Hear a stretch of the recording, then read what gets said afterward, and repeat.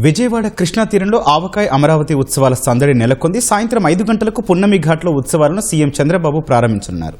మరింత సమాచారం మా ప్రతినిధి కృష్ణనాయుడు ప్రత్యక్ష ప్రసారం ద్వారా అందిస్తారు.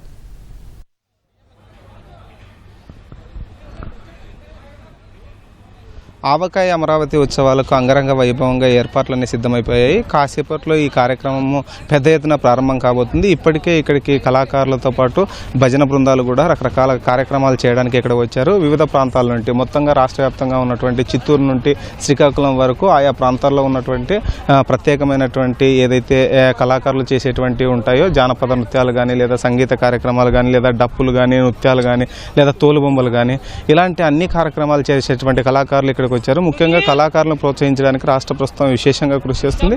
అందులో భాగంగానే గతంలోనే విజయవాడ ఉత్సవాలు నిర్వహించారు. విజయవాడ ఉత్సవాల్లో కూడా పెద్ద ఎత్తున ఈ యొక్క కళాకారులకి పెద్దపీట వేశారు. ఈ రోజు సాయంకాలం 5 గంటల నుంచి ఈ కార్యక్రమం ప్రారంభం కాబోతుంది. 5 గంటల నుంచి దాదాపు 10 గంటల వరకు ఈ కార్యక్రమం అనేది పెద్ద ఎత్తున జరగబోతుంది. ఇప్పటికే ఇక్కడ పున్నమి ఘాట్లో ఏర్పాట్లన్నీ కూడా నా భూతో నా భవిష్యత్ అనే రీతిలో ఇక్కడ ఏర్పాట్లు చేశారు. ముఖ్యంగా వీఐపీలకు సంబంధించి ప్రత్యేకంగా చైర్లు ఏర్పాటు చేశారు. దాని తర్వాత సామాన్య ప్రజలకు ఏర్పాటు చేశారు.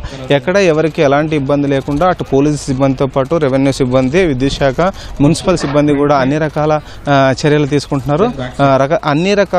అన్ని డిపార్ట్మెంట్కి సంబంధించినటువంటి అధికారులు కూడా కోఆర్డినేషన్ చేసుకుంటూ ఈ ఆవకాయ అమరావతి ఉత్సవాలని పెద్ద ఎత్తున సక్సెస్ చేయాలని కూడా పూనుకున్నారు.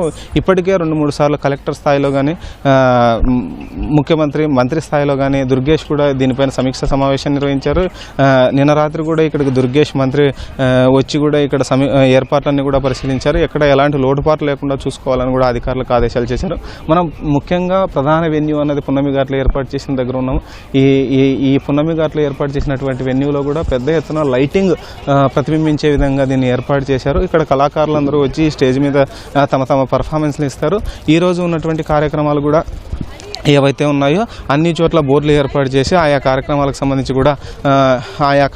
సంబంధించి కూడా ఏర్పాట్లన్నీ కూడా చేస్తున్నారు. ఇక్కడికి వచ్చినటువంటి అధికారులకి ఎవరికి వారికి ఆ ఏర్పాట్లకు సంబంధించినటువంటి కార్యక్రమాల షెడ్యూల్ కూడా ఇచ్చారు. ముఖ్యంగా రాత్రి 7:52కి ఇక్కడికి ముఖ్యమంత్రి చంద్రబాబుతో పాటు డిప్యూటీ సీఎం పవన్ కళ్యాణ్ కూడా రానున్నారు. ఈ కార్యక్రమాలకు సంబంధించి ప్రభుత్వం అధికారికంగా లాంఛనంగా ప్రారంభించబోతుంది. ఇక్కడ ఏర్పాట్లకు సంబంధించి మనతో మాట్లాడడానికి సబ్ కలెక్టర్ చైతన్య ఉన్నారు. ఆయన మాటల్లో కూడా మరిన్ని వివరాలు తెలుసుకుందాం. సార్, ముఖ్యంగా ఇక్కడ ఏర్పాట్లు ఎలా ఉన్నాయి, ఎప్పుడు ప్రారంభం కాకపోతున్నాయి, సీఎం కూడా వస్తున్నారు, ఎలా చేశారు బందోబస్తు అంతా? సో నమస్కారం అండి. సో గౌరవ ముఖ్యమంత్రి గారి ఆదేశాల మేరకు ఏదైతే మనకి జైపూర్ లిటరరీ ఫెస్టివల్ ఎలా అయితే జరుగుతుందో అలా మన ఆంధ్రప్రదేశ్లో కూడా ఒక యాన్యువల్ ఫెస్టివల్, లిటరరీ ఫెస్టివల్ ఉండాలని చెప్పేసి ప్లాన్ చేయడం జరిగింది. Tourism department, NTR district administration కలిపి. ఇది 3 డే ఫెస్టివల్. ఇది మనం ఫస్ట్ డే ఈరోజు చేస్తున్నాము. గౌరవ ముఖ్యమంత్రి గారు కూడా ఈరోజు రాబోతున్నారు. దీనికి అంతటి కూడా గౌరవ కలెక్టర్ గారు అలాగే గౌరవ సిటీ కమిషనర్ ఆఫ్ పోలీస్ గారి ఆధ్వర్యంలో అంత మొత్తం డ్యూటీ ఏర్పాటు చేయడం జరిగింది. ఈరోజు సుమారు 6:30 6:15 6:30 మధ్య గౌరవ సీఎం గారు ఇక్కడికి రాబోతున్నారు. ఇక్కడ వచ్చేసి మనకి ఒమీజీ ఫేమస్ కంపెనీ యొక్క సర్కస్ కంపెనీ అనేది సర్కస్ స్కిట్టర్ ఒకటి ఉంటుంది. అలాగే ఇక్కడ హారతి మీరు చూస్తే అక్కడ హారతి ఏదైతే మనం కృష్ణమ్మ హారతి ఇస్తామో ఆ హారతి ప్రోగ్రాము, అలాగే హౌస్ బోట్స్ లాంచ్ అనేది కూడా గౌరవ సీఎం గారి చేతుల మీదుగా జరుగుతుంది. దీనికోసము మొత్తం సుమారు దాదాపు 200 మంది రెవెన్యూ సిబ్బందిని ఇక్కడ మనము గౌరవ కలెక్టర్ గారు నామినేట్ చేయడం జరిగింది. అలాగే 250 మంది పోలీసులను బందోబస్తుగా సిపి సార్ అనేది నామినేట్ చేయడం జరిగింది. మొత్తం డ్రోన్ కెమెరాస్ కానివ్వండి, సీసీటీవీస్, అలాగే ఎక్కడైతే గ్యాలరీస్గా డివైడ్ చేసుకొని మొత్తం 5,000 మంది కెపాసిటీతో పబ్లిక్, అలాగే పొలిటికల్ రిప్రజెంటేటివ్స్, అలాగే బ్యూరోక్రాట్స్, అఫీషియల్స్ కూడా అందరితో నామినేట్ చేసుకోవడం జరుగుతుంది. ముఖ్యంగా పున్నమి ఘాట్ అంటే కానీ, భవానీ ఐలాండ్ అంటే కానీ విజయవాడలో అత్యంత ప్రాముఖ్యత కలిగినటువంటి పర్యాటక ప్రదేశము. ఈ యొక్క ఆవకాయ అమరావతి ఫెస్టివల్ వల్ల మరింత ఎంత ముందుకు తీసుకెళ్ళబోతున్నారు? అదేనండి, మీరు చూస్తే గతంలో విజయవాడ ఉత్సవం కూడా జరిగింది. అలాగే గత దసరా అప్పుడు కూడా మనం శక్తి విజయోత్సవం కానీ ఇవన్నీ కూడా కృష్ణమ్మ తీరంలో, నదీ తీరంలో మనకి మంచి ఆల్రెడీ ఒక వ్యూ పాయింట్లో ఈస్థెటిక్ సెన్స్లో కూడా సంబంధించి ఇది టూరిజం డెవలప్మెంట్కి ఉంది కాబట్టి ఈ ప్రదేశాన్ని మనకు అందులోనూ పైగా విజయవాడ అనేది అమరావతికి ముఖద్వారం కాబట్టి ఈ ప్రదేశాన్ని తీసుకోవడం జరిగింది. అలాగే వీటన్నిటిలో మీరంతా ఇది చూస్తే బరం పార్కులో గౌరవ కలెక్టర్ గారు పెయింటింగ్స్ కాంపిటీషన్ పెట్టడం కానివ్వండి, లేదంటే వీక్లీ ఒక కాంపిటీషన్స్ కండక్ట్ చేసి దాన్ని తీసుకురావడం జరిగింది. యోగాంధ్ర మనకు వరల్డ్ రికార్డ్ ఈవెంట్ అయిన యోగాంధ్ర కూడా ఇక్కడే చేశాము. అలా అన్ని రకాలుగా టూరిజం పర్స్పెక్టివ్లోను, అలాగే రెవెన్యూ సర్వీస్ సెక్టర్ని ప్రోత్సహించి మనం జీడిపికి కాంట్రిబ్యూషన్ సంబంధించి కూడా సో రెవెన్యూ పరంగా కూడా సో ఈ ప్రదేశాలు అనేది ఎన్టీఆర్ జిల్లాకు అలాగే ఆంధ్రప్రదేశ్ రాష్ట్రానికి ఉపయోగపడతాయండి. ముఖ్యంగా ముఖ్యమంత్రితో పాటు ఉప ముఖ్యమంత్రి వస్తున్నారు, వీఐపీలో వచ్చేటువంటి పరిస్థితి ఉంది. ట్రాఫిక్ని ఎలా నియంత్రిస్తున్నారు సార్ ఈ ప్రాంతంలో? ముఖ్యంగా ట్రాఫిక్ మేము 3 పార్కింగ్ ప్లేస్లు చూపించాం సార్.